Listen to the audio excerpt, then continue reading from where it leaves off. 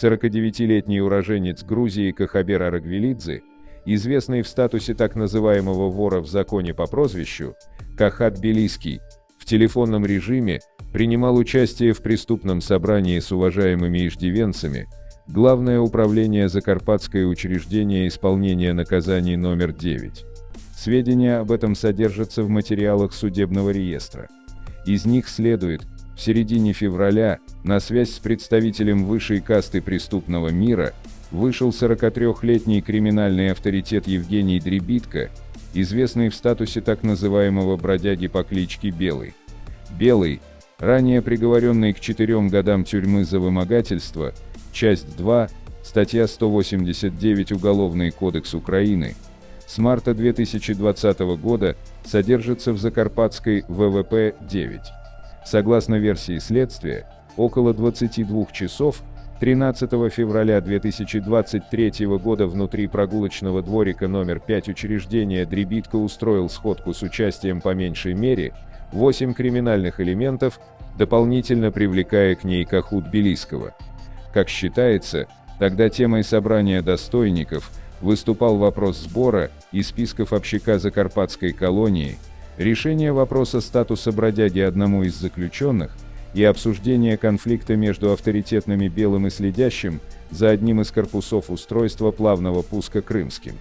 Именно по результатам соответствующего распространения преступного влияния и проведения сходок в Закарпатском учреждении исполнения наказаний в конце марта текущего года силовики официально отчитывались о выдвижении подозрений Евгению Дребитко и 5 коллегам Белого с уголовным опытом и статусами. Обнародованные материалы судебного реестра позволяют идентифицировать не менее одного из этих достойников. Речь идет об уроженце Черткиве Олеге Шмаргуне по прозвищу Шумахер.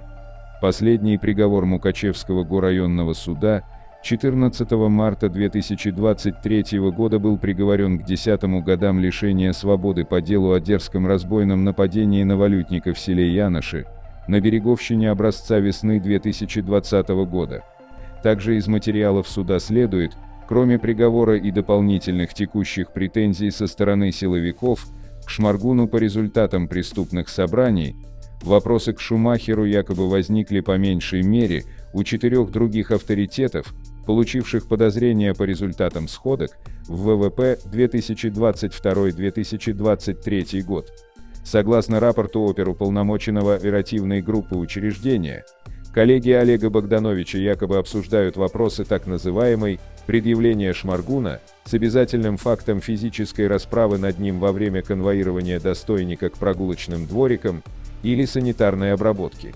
Что же касается вора в законе Кахи Тбилисского, последние громкие упоминания о победах криминального генерала на украинских территориях приходятся на 2020 год.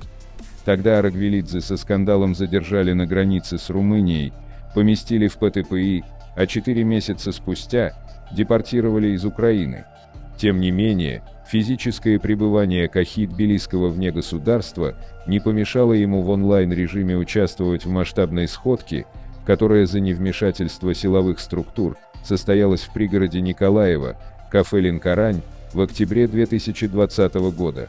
С мая 2021 года Арагвелидзе внесен в Украину в перечень уголовных элементов, в отношении которых введены санкции СНБО. Спасибо за просмотр.